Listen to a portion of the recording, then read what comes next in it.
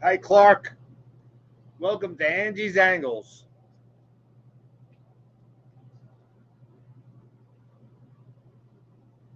All right, I'm going to give it a second. Give it a second.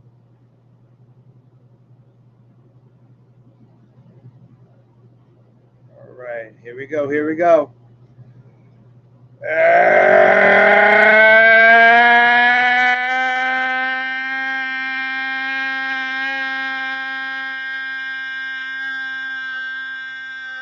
Good evening, everybody. Welcome to Angie's Angles. It is February the 27th in the year, my Lord. Patrick, what's going on? How you doing, buddy? What's up, Clark? Thanks for joining us on another episode of Angie's Angles. Come to you live from Smoke Therapy, 215 Ronkonkoma Avenue, Ronkonkoma, New York. Special thanks to my buddy Mike, owner-operator at Smoke Therapy. So let's get a couple things off my chest before we go on to the major topic of the night.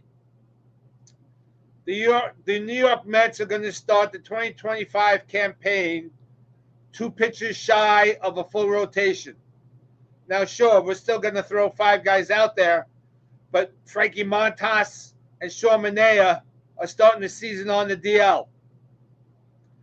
And the Mets hierarchy, the owner, the general manager, baseball president, baseball operations, etc., claim that they're comfortable with the pitching staff they have.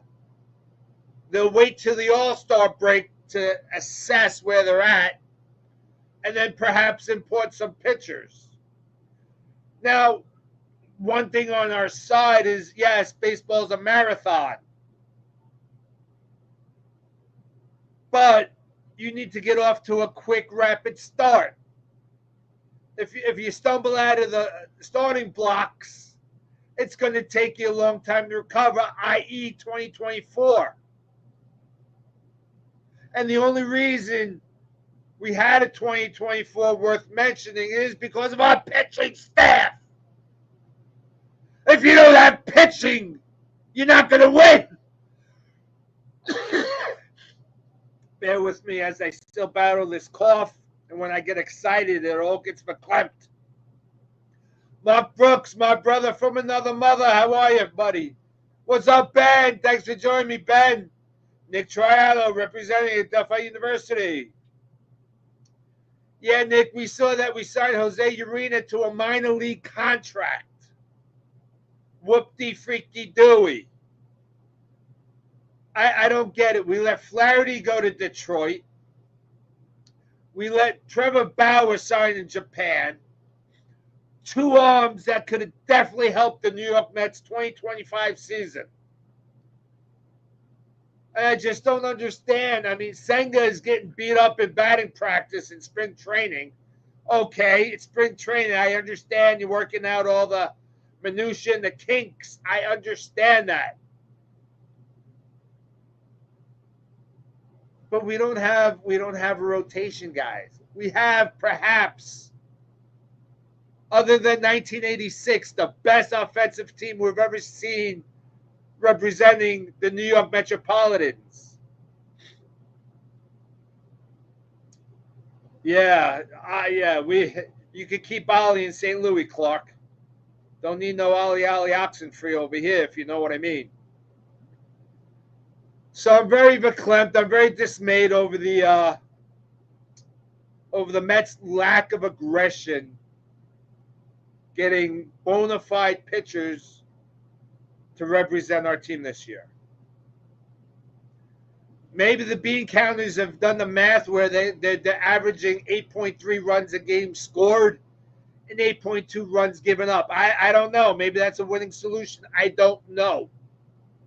We're going to find out. Yeah, Nick, I'm not a fan of Urena. I mean, come on. You know, Urena is like throwing some spaghetti against the wall and hoping it sticks.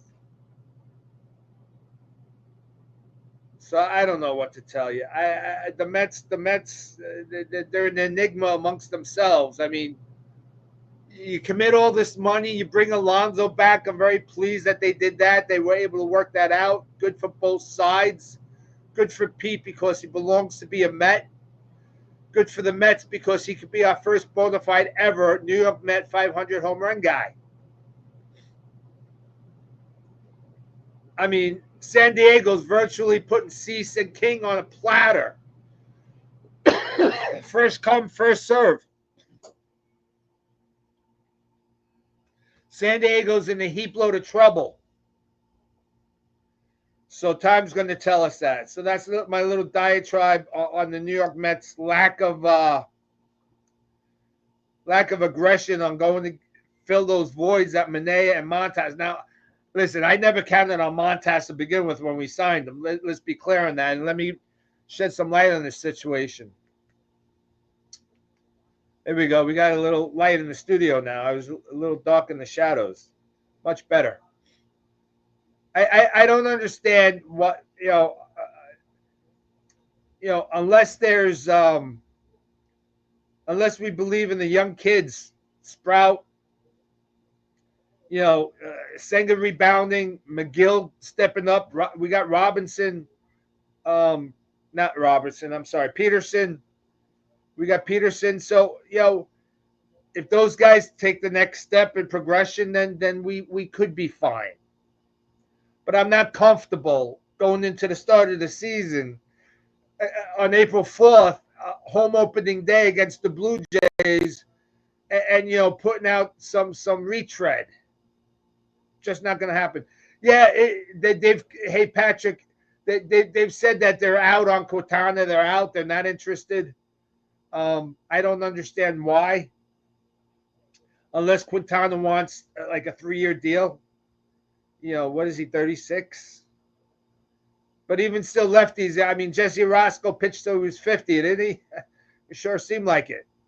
Lefties are, an interesting breed. They're a different type of player, lefties. So time's going to tell us. But let's jump right into the conversation of the day. This ABS that MLB is playing with in spring training, it's not going to be active for 2025, thank God, but they're talking about 2026 as a heavy potential. And you all know, if you're an Angie's Angles fan, what I think of Max Scherzer. But I have to agree with Max Scherzer. Balls and strikes are a human element called by humans, i.e. the umpires. And I'm having a hard time understanding how the umpire union can allow all these rules to interfere with how they call the game. Never mind the block in the second base. And Clark, I think you sent me the video. Thank you kindly. I appreciate that. Where the guy was out by a mile, but because the glove was in front of the bag, it didn't give him access to the bag. Are you kidding me? So what are you supposed to do?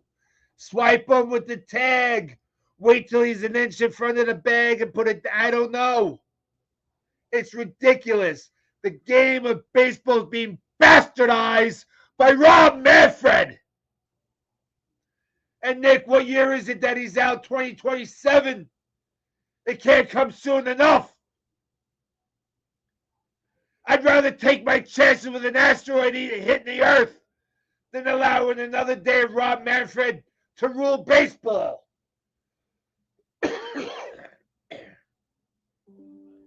It's just absolutely insane what they've done to our game. This roboization of home plate, and it cracks me up. Now, the ABS, you're allowed 2 challenges per team per game. I can definitely see one of these knuckleheads in the first inning. 2 outs, 3-2 count. Strike 3, no, he's automatically tapping his head. I mean, I don't understand. So the pitcher, the catcher, the batter are the only 3 people allowed to tap their head. And it's got to be done 2 to 3 seconds after the pitch. I want to know who's keeping time. Clark, there's never a good time to do this. Rob Manfred hates baseball. Rob Manfred hates baseball. Rob Manfred hates baseball ad nauseum. I haven't been fired up in a long time. Dan and I have standing room only tickets opening day, April 4th. Mets against the Blue Jays. We'll be there 100%.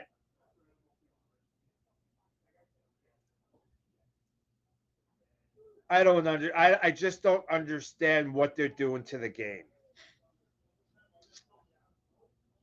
I've said it before and I'll say it again. If you want a true representation of who your baseball fans are, the true fan who's buying your merchandise, who's buying the hot dogs and the beers, who's paying for the parking.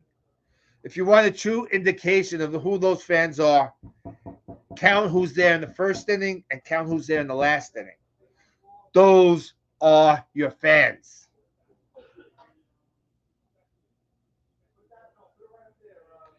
Max Scherzers isn't shy. He doesn't hide behind the door. He thinks this is absolutely insane. He's against the pitch clock. I am. He's against the 2 pickoff attempts. I am. He's against the ABS. I am.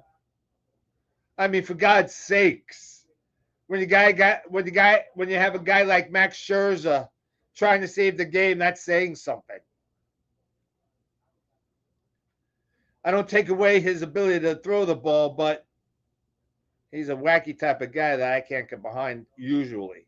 On this, I'm way behind him. I'm side by side on it. I'm so far on his side, I'm on the right side of him, even though I'm on the left, if you know what I mean. So we tried something last week. We blocked the broadcast to Facebook last week. I got a lot of flack from one Officer Lennon for that. I only did that to try to steer and get everybody over to YouTube.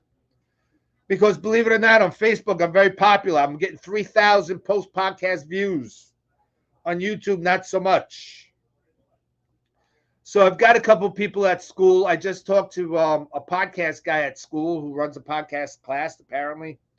Very nice gentleman. He's a professor. He's offered me up some help. So we're going to try to do some different things. We're going to try to do a little intro to get that going up at the start of Angie's Angles. Maybe we'll get rid of the Chris Russo yelling. We'll get a video intro perhaps. We're going to reformat the show to have an open monologue. We're going to hit the topic. We'll have a Q&A. And of course, the prayer circle is not going anywhere. We'll continue to do the prayer circle.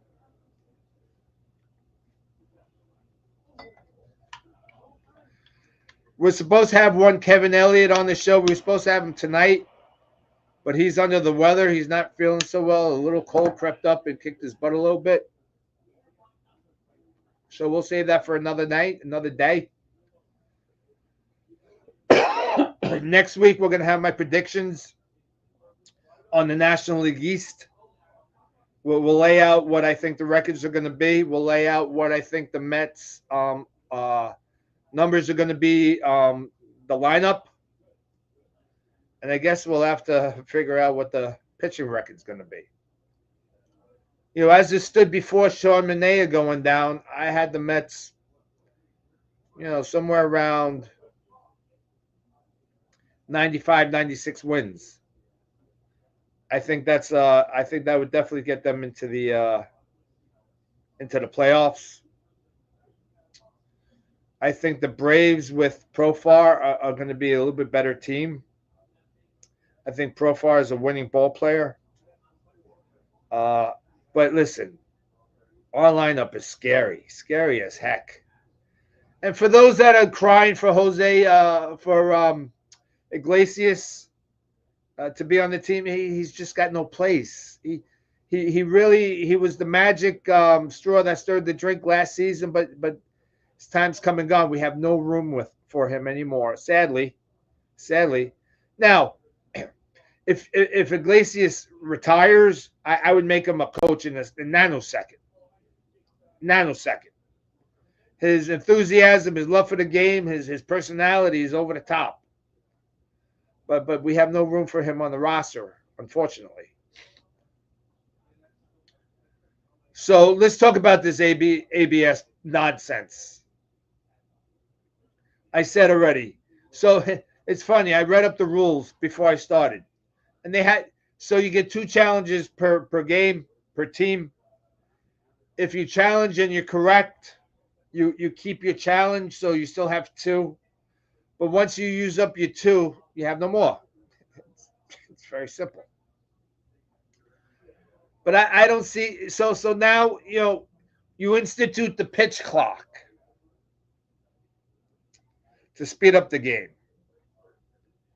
You institute the replay, the replay challenge, which delays the game. Now you're adding a strike zone call, which delays the game. What are we doing? Hey, Eric, what's going on, buddy? Nice to see you, pal. Thanks for signing on. Eric Schuster, you too, my friend. I appreciate you. Did I miss Harold? Was Harold here in the beginning? I didn't see him. No, I don't see Harold tonight. Carmen, my buddy from Boston. How you doing, pal? Thanks for joining on, Carmen. I just want to make sure I give everybody a shout out. So, also giving out a shout out to Randall and Missy Canup, my buddy down who's an Atlanta Brave fan. You're gonna have a bad season, buddy. We'll see. We'll have those online debates. But anybody, what's everybody's opinion about this ABS? Because I know there are some people out there, and I don't think it's in my Angie's Angles family that support the ABS rule. I mean, if I wanted to see a computerized baseball game, I'd watch my son Danny play MLB The Show. I mean, I just don't understand what we're trying to do to the game. And again, I don't understand how this umpire union's allowing this to happen. It's going to make them look awful. It's going to take authority away from them. That ABS is not perfect. That box is not perfect. And yet they're going to be running with it, perhaps, potentially in 2026. Every time a new rule gets passed, it pushes me further and further and further away from the game. Because, part and parcel of watching a ball game is having that ability to scream at the television and at the umpire for a horrible call. I've had many of conversations at the water cooler the next day saying, can you believe that call in last night's game? I mean, I just don't understand what we're doing. Why do we have to fix something that was not broken? And the pitch clock is just killing me. And I don't know why. I don't know why. And if I could be told why and be told about it in a very simplistic way where I could understand it, then maybe I could understand it. But I'll never understand it. I just don't get it. Baseball was the only timeless game. Games were played until 2, 3 o'clock in the morning. Yeah, not every night, but it was a treat when that happened. I can recall many games watching until 1 in the morning, sitting on the edge of my seat, captivated. Yeah, you're not going to captivate the Coca-Cola box seat guys that are coming to watch. They're going to be gone. They're going home. They go back to the city, to the strip clubs or whatever. Those are not the fans. The fans that you need to realize are, again, the ones first pitch, last pitch. Those are your baseball fans. And I guarantee you they equal more than the in-betweeners. Clark, let's put you up on the big screen. First one of the night. Clark says, I hate the ABS. They're trying to turn the game into a digital game. As you said earlier, the human element is being removed 100%. 100%. I mean, I just don't understand the concept of the game wasn't broken. And I posted something and I got Clark agreed with me and Harold disagreed with me. I posted a video from back in the day when a runner going to second did a full-on stand-up tackle of the shortstop trying to turn the double play and knocked him into left field. That was baseball like it ought to be. That you understood that guy was coming at you. So the way you combat that is you drop down and you sidearm the ball to first and aim for his nose. Oh, he'll get down real fast. He'll hit the dirt faster than you can say, holy smokes.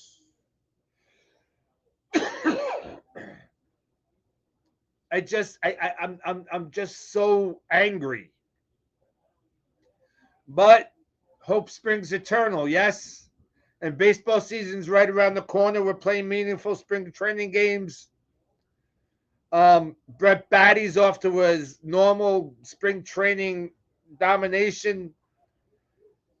Has his swing changed? Did they find something? Is he more relaxed that he doesn't have to prove himself? I don't know these answers. Time's going to tell us. But if you ask one Kevin Elliott down in Hollywood, Florida, he said Brett Beatty will never amount to anything.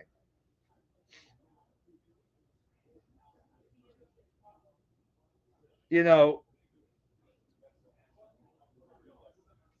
the baseball players of yesteryear, Goose Gossage, for a fact, hates the rule changes. You know, Dom Scala, that's Dom Scala's best friend from baseball, Goose Gossage. And, you know, he says Goose is just, you know, at every turn he's doing what I'm doing to Rob Manfred, admonishing him. It just doesn't make any sense to the pure baseball fan. This is not a movie where you have to, you know, rely on you know, advertising and special effects to make a good movie. These are a human pitcher against a human batter playing a game of chess in a massive stadium. It is absolutely technically the hardest thing to do is to hit a baseball coming at various speeds on various planes with a round bat, hitting a round ball with a round bat. The hardest thing in any sport to do. And now they're making it, you know, easier for who? For the pitcher, for the batter, for the umpire? I don't understand it. Yes, Mark Brooks, that's a great comment. With all these stupid changes, Judge Kennesaw Mountain Landis is turning his grave. And not to mention some of the other greats. You're not wrong, Mark. Thank you. I just don't understand. And I know I'm regurgitating that. It's got me up at night because baseball is one of the things in life that gives me a purpose. I'm here, yeah. But if we didn't have the technology to do this, I would still watch the game of baseball. I would study it. I would read books. I would definitely, you know, I'm a student of the game. The larger bases, it's just the Buster Posey rule. I mean, you might as well break open a box of tiddlywinks and play it at the pitcher's mound because that's what baseball's slowly becoming. It's slowly becoming a softball game played by old guys. Next, we're going to have the safety bag. I just don't understand. I just don't understand what he's doing. And the games, the time of the games really haven't shortened all that much from when it used to be the way it was. The ghost runner. Now, here's the thing. You have a ghost runner the whole season. Come the playoffs, you don't use it. I don't know. It's kind of like when you do your taxes. You know, all year long you can take this deduction, but when you have to, you know, file your taxes, it's not allowed. It doesn't make sense. If somebody could explain it to me, I'd understand it. And I'd be like, okay, I was wrong, but I'm never going to be wrong. I guarantee I will never be wrong about my feelings to the game of baseball. It's just not going to happen. We got a couple programming notes. We're just a little bit more than a month away from my 4-year anniversary doing Angie's Angles. I started April 1st of 2021. It's been an amazing ride. I appreciate everybody that tunes in every single Thursday. I love yous. I couldn't do this really without you. You guys give me the motivation to come here every Thursday and get on. And in the 4 years, there's soon to be 4 years, I missed 3 podcasts. Three. That's pretty decent. I don't usually do this. But happy birthday to me. I'm turning the big 6-0. Can you believe you believe this is 60? Is this what 60 looks like now? I don't know. I'm turning 60 on Sunday. Barbara's throwing me a nice Mardi Gras themed birthday party on Saturday for me, and then we're having some other people over on Sunday. So we're going to have a nice birthday celebration weekend for Angie. We'll post pictures and whatnot. All right, we're at the 8:56 mark. I can't believe I spoke all that much. Time for our prayer circle. And Harold, I hope you're okay tonight. I hope that you just had something to do. Harold, we're praying for Dawn Squared, your wife and your co-worker. Scott Tobias, we're praying for your wife and your mom. Linda Stein, young lady, we're praying for your dad. I need a mom update on the COVID situation, and we're praying for you, that your hand and life itself is going to get better for you, Linda. Mark Brooks, we're praying for you, your dad, and the new home. And you got to let me know, Mark, when that new home becomes a reality. Kevin Elliott, we're praying for your health challenges. Krause family, we're praying for Aubrey and Darcy. Clark, as always, we hope that you're out there on the link swinging the club, my friend, this summer. We're praying for your brother-in-law, Brad, and your sister, Tricia. Deb and Lee down in Maryland, we're praying for you guys big time. Marianne Bello out in Las Vegas, we're praying for your mom. Big John, Smoke Therapy Lounge. Cousin Richie, Phil's Nona, and your friend Irene. Larry Levy, we're praying for your wife, Frida, as her cancer is in remission. And I'm trying to get updates on Mr. McGowan. Again, like I said, he's in rehab, recovering from the stroke that he got. He's also dealing with the cancer. He's battling that as a very, very strong man. I can't say enough about Mr. McGowan. The guy, when I started at Delphi, really befriended me instantly. He's been a founder on Angie's Angles. Just a nice man overall. You couldn't meet a nicer guy, honestly. I don't say that just off the cuff. I mean, he's a good man. His heart. He's got a big heart. So we pray for Mr. McGowan, his wife Michelle, his kids, that he's doing all right in rehab. I'm trying to get some updates for us. Clark, I appreciate you calling me a youngster. I suppose I am compared to some of my fans here on Angie's Angles. But I'm excited. Listen, I can't say I'm not excited about the baseball season. I'm expecting big things from our offense. I hope maybe they have a trick up their sleeve with getting us another pitcher not named Jose Urena. Is that possible? It's been Angie's Angles, come to you live from Smoke Therapy, 215 Ronkonkoma Avenue, Ronkonkoma, New York. Special shout out to Brett over there in the Philippines. I hope you're watching. I appreciate you, sir, and all your support that you've given me through Angie's Angles. You're a godsend, and I mean that immensely. I'm honored and I'm blessed to call you a friend, as I am all you here that are live and that watch post Angie's Angles. Good night. God bless. I love you.